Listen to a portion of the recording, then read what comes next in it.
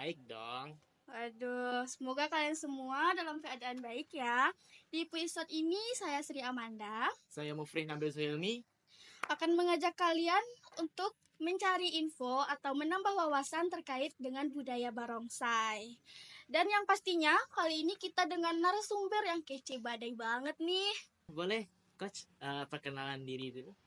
Halo semuanya, nama saya Ridwan. Saya di sini sebagai pelatih dari tim Naga dan Barongsai Himpunan Keluarga Ling. Nama saya Michael, biasa dipanggil Mike. Saya sebagai atlet Himpunan Keluarga Ling. Nama saya Renato, saya juga atlet di Himpunan Keluarga Ling. Ngomong-ngomong soal kemewahan barongsai nih Coach, kami boleh tahu nggak sih apa sih itu barongsai? Barongsai itu kalau dalam kebudayaan itu adalah seekor singa. Ya, jadi ada beberapa replika benda yang dibuat. Itu ada nih, kita lihat ada barongsai, ada naga, ada satu lagi namanya pekinsai, dan banyak lagi sebetulnya kalau dari segi kebudayaan. Nah, kalau dari barongsai sendiri adalah seekor singa. Seekor singa ini kalau zaman dulu dongengnya digunakan untuk mengusir monster atau nien nama dia. Jadi monster ini biasa di perayaan Imlek, sebelum Imlek dia turun, dia mengganggu penduduk. Nah, jadi penduduk yang takut berpikirlah bersama-sama untuk membuat replika barongsai seekor singa yang besar untuk menakut-nakuti nien itu. Cukup mendalam ya Coach artinya. Kan Coach udah melatih remaja kita untuk barongsai ini. Bagaimana sih pertama kali Coach terjun langsung mencintai barongsai ini? Karena memang dari kecil memang udah kita tinggalnya di daerah pecinaan lah sini, jadi udah biasa selalu setiap Imlek dengar barongsai, selalu bareng teman-teman dikejar, ngumpul di mana lihat gitu ya. Jadi kalau kita yang daerah sini sudah terbiasa melihat dari kecil. Sedangkan kalau untuk melatih dan memulai mengenal lebih dalam itu sejak 2012 sampai sekarang. Cukup lama ya. Nggak diraguin lagi sih kemampuan coachnya gitu. Iya nih coach, kan dari saya lihat di sini ada yang berwarna hitam, merah gitu. Terus banyak beragam lah gitu coach. Kira-kira apa sih filosofi dari warna atau bentuknya?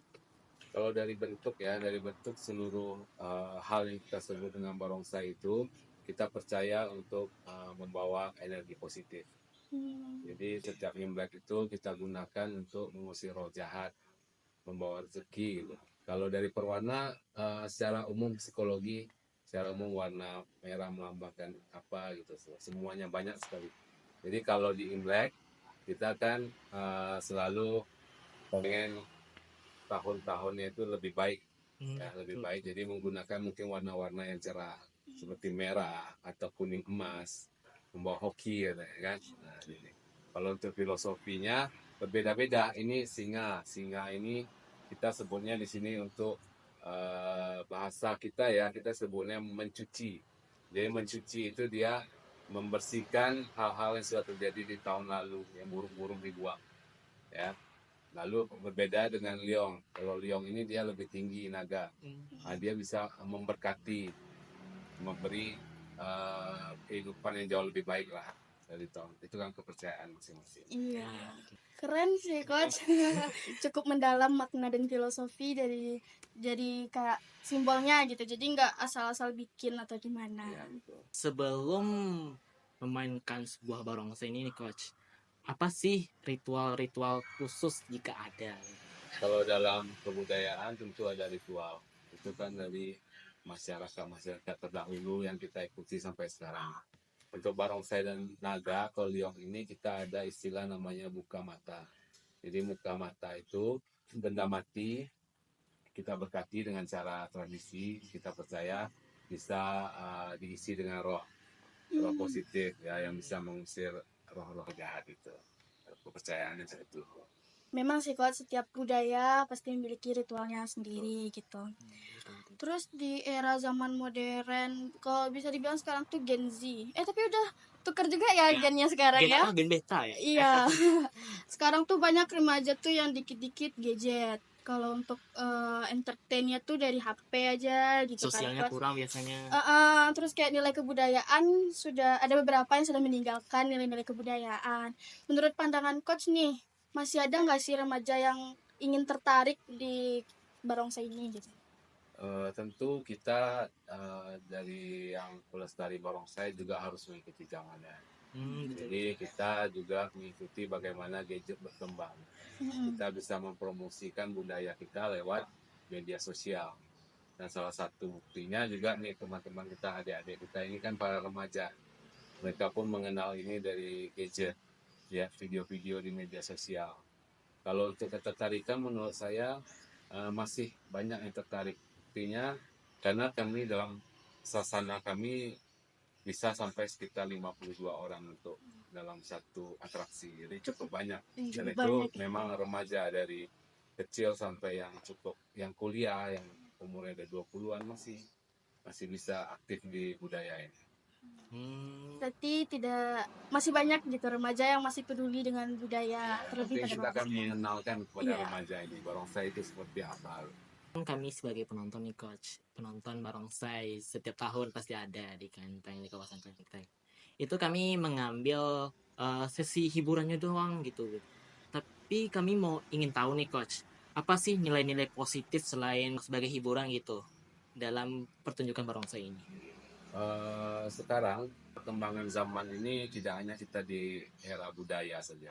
Jadi barongsai ini dulu memang kita hanya menyimpan budaya ini dan mengeluarkannya di saat Imlek atau perayaan tertentu. Tapi sekarang kita sudah menjadikan ini sebagai sebuah olahraga dan olahraga berprestasi. Bukan lagi hanya sebuah olahraga hiburan yang ditonton oleh masyarakat umum lah. Tapi ini semua kita sudah menyebut mereka atlet dan terdaftar.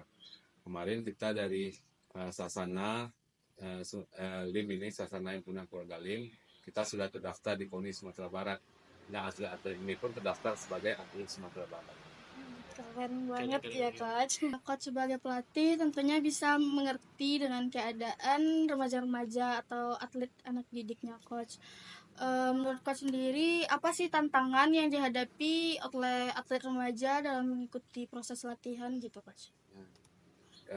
Sejak awal berdirilah perkumpulan untuk sasana olahraganya, kita selalu menekankan kepada remaja-remaja yang bergabung bahwa di sini kita ingin mengejar prestasi, tidak hanya melestarikan budaya.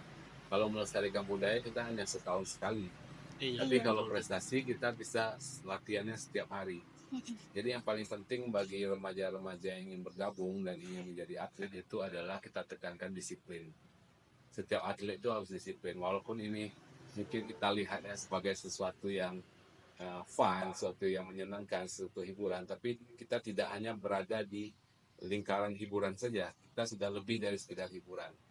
Karena ini memang sebuah olahraga yang diakui di Indonesia. Dan bahkan kita memang merencanakan untuk bisa ke SEA Games. Oke, keren banget. Mudah-mudahan sukses ke depannya ya Coach. Dengar-dengar nih tadi menang di PON ya Coach. Itu suatu prestasi yang wow banget sih gitu kan. Nah, aku pengen ngobrol nih dengan dua teman remaja, ada Kak Rey sama Kak Mike. Oke. Setelah menang nih kemarin di PON, kakak berdua ngerasanya perasaannya gimana kah gitu, kayak apa ekspresinya saat dinyatakan menang di PON gitu di acara yang sebesar itu? Saya dan tim ya pastinya senang. Pastinya. Pastinya. Walaupun mungkin cuma dapatnya perak, kami kan maunya menang juara 1 gitu kan. Ya, tapi tetap bersyukur. Pastinya senang. Satu tim semua, coach pun senang. Ya senang lah dari satu mewakili provinsi Sumatera Barat ya. Itu mewakili provinsi Sumatera Barat untuk di Indonesia. Iya, keren banget.